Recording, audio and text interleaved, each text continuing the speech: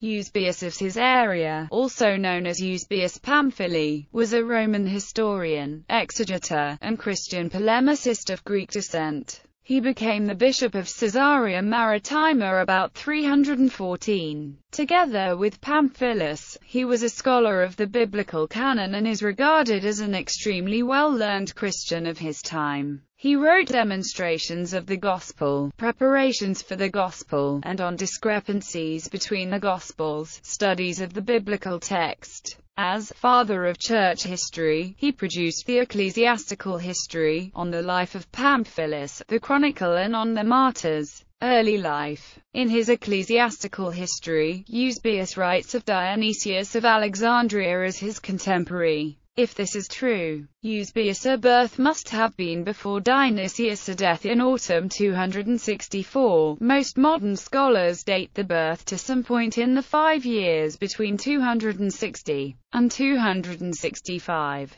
He was presumably born in the town in which he lived for most of his adult life, Caesarea Maritima. He was baptized and instructed in the city, and lived in Palestine in 296, when Diocletian's army passed through the region. Eusebius was made presbyter by Agapius of Caesarea. Some, like theologian and ecclesiastical historian John Henry Newman, understand Eusebius' statement that he had heard Dorotheus of Tyre expound the scriptures wisely in the church, to indicate that Eusebius was Dorotheus a pupil while the priest was resident in Antioch. Others, like the scholar D.S. Wallace Hadrill, deem the phrase too ambiguous to support the contention. By the 3rd century, Caesarea had a population of about 100,000. It had been a pagan city, since Pompey had given control of the city to the Gentiles during his command of the eastern provinces in the 60s BC. The Gentiles retained control of the city for the 3 centuries to follow, despite Jewish petitions for joint governorship. Gentile government was strengthened by the city's refoundation under Herod the Great, when it had taken on the name of Augustus Caesar. In addition to the Gentile settlers, Caesarea had large Jewish and Samaritan minorities. Eusebius was probably born into the Christian contingent of the city. Caesarea's Christian community presumably had a history reaching back to apostolic times, but it is a common claim that no bishops are attested for the town before about 190, even though the Apostolic Constitution's 7.46 states that Zacchaeus was the first bishop. Through the activities of the theologian Origen and the school of his follower Pamphilus, Caesarea became a center of Christian learning. Origen was largely responsible for the collection of usage information, or which churches were using which Gospels, regarding the texts which became the New Testament. The information used to create the late 4th century Easter letter, which declared accepted Christian writings, was probably based on the ecclesiastical history of Eusebius of Caesarea, wherein he uses the information passed on to him by Origen to create both his list at He 325 and Origen's list at He 625. Eusebius got his information about what texts were accepted by the 3rd century churches throughout the known world, a great deal of which Origen knew of first-hand from his extensive travels. From the library and writings of Origen. On his deathbed, Origen had made a bequest of his private library to the Christian community in the city. Together with the books of his patron Ambrosius, Origen's library formed the core of the collection that Pamphilus established. Pamphilus also managed a school that was similar to that of Origen. Pamphilus was compared to Demetrius of Phalerum and Pisistratus, for he had gathered Bibles from all parts of the world. Like his model Origen, Pamphilus maintained close contact with his students. Eusebius, in his History of the Persecutions, alludes to the fact that many of the Caesarean martyrs lived together, presumably under Pamphilus. Soon after Pamphilus settled in Caesarea, he began teaching Eusebius, who was then somewhere between 20 and 25.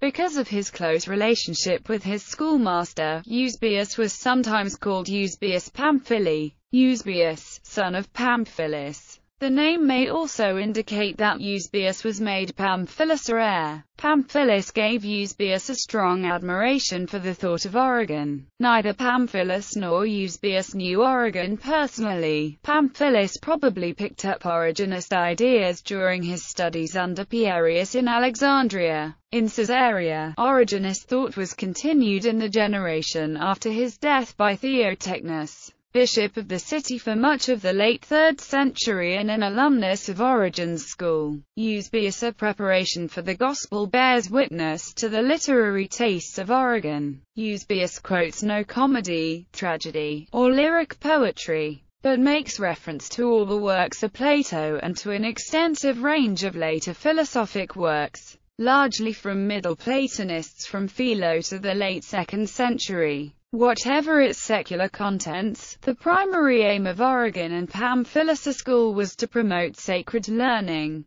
The library's biblical and theological contents were more impressive. Origen's Hexapla and Tetrapla, a copy of the original Aramaic version of the Gospel of Matthew, and many of Origen's own writings. Marginal comments in extant manuscripts note that Pamphilus and his friends and pupils, including Eusebius, corrected and revised much of the biblical text in their library. Their efforts made the Hexaplaric Septuagint text increasingly popular in Syria and Palestine. Soon after joining Pamphilus' school, Eusebius started helping his master expand the library's collections and broaden access to its resources. At about this time, Eusebius compiled a collection of ancient martyrdoms, presumably for use as a general reference tool. In the 290s, Eusebius began work on his magnum opus, the Ecclesiastical History, a narrative history of the Church and Christian community from the Apostolic Age to Eusebius' own time. At about the same time, he worked on his Chronicle, a universal calendar of events from the creation to, again, Eusebius' own time. He completed the first editions of the Ecclesiastical History and Chronicle before 300. Bishop of Caesarea. Eusebius succeeded Agapius as Bishop of Caesarea soon after 313 and played a prominent role at the Council of Nicaea in 325. Eusebius, a learned man and famous author, enjoyed the favor of the Emperor Constantine. Because of this, he was called upon to present the creed of his own church to the 318 attendees. However, the Anti-Arian creed from Palestine prevailed, becoming the basis for the Nicene Creed. The theological views of Arius, that taught the subordination of the Son to the Father, continued to be a problem. Eustathius of Antioch strongly opposed the growing influence of Origen's theology as the root of Arianism. Eusebius, an admirer of Origen, was reproached by Eustathius for deviating from the Nicene faith. Eusebius prevailed and Eustathius was deposed at a synod in Antioch. However, Athanasius of Alexandria became a more powerful opponent, and in 334, he was summoned before a synod in Caesarea. In the following year, he was again summoned before a synod in Tyre at which Eusebius of Caesarea presided. Athanasius, foreseeing the result, went to Constantinople to bring his cause before the emperor. Constantine called the bishops to his court, among them Eusebius. Athanasius was condemned and exiled at the end of 335. Eusebius remained in the emperor's favor throughout this time and more than once was exonerated with the explicit approval of the emperor Constantine. After the emperor's death, Eusebius wrote the Life of Constantine, an important historical work because of eyewitness accounts and the use of primary sources. Eusebius died c. 339. Death. Much like his birth, the exact date of Eusebius' death is unknown. However, there is primary text evidence from a council held in Antioch that by the year 341, his successor Acacius had already filled the seat as bishop. Socrates and Cicerone write about Eusebius' death, and place it just before Constantine's son died, which was in early 340. They also say that it was after the second banishment of Athanasius, which began in mid-339. This means that his death occurred sometime between the second half of 339 and early 340.